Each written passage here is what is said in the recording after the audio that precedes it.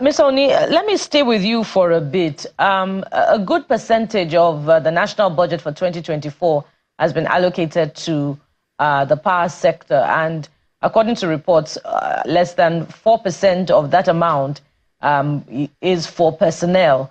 And we can't ask enough questions about accountability. And we could go back, to a few years back before this time and look at the budgetary allocation to the power sector and what has been allocated for maintenance of infrastructure. Yes, indeed, the Minister for Power has said that our, transmission lines are old. Some of them go as far back as the 70s, and they require constant maintenance. But what about the allocation to that ministry for the maintenance of those power lines? In your view, as an expert, have they been judiciously utilized for the purpose that they were deployed to? If they have been, should we be having this constant grid collapses?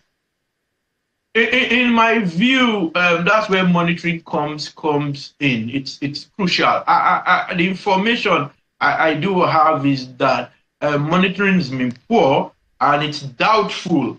I can't say for certain, but it's doubtful that those funds have been properly utilized. And I do not speak necessarily about this administration. Historically, it's been a challenge from personnel. And I've said it once on this program that my dad did tell me a story 20, 30 years ago about someone heading a unit in the engineering department studying Yoruba or something, who has studied Yoruba. So it's a combination of capacity of personnel and capacity of the infrastructure we have in place, and whether we allocate sufficient funds, and even what is allocated, is there sufficient monitoring to ensure that those funds are used for what they've been allocated for? I cannot answer this question conclusively, but from what I am aware, it would appear that there are challenges around this, particularly monitoring and ensuring that those projects that ought to be done are done at the right time and right quality.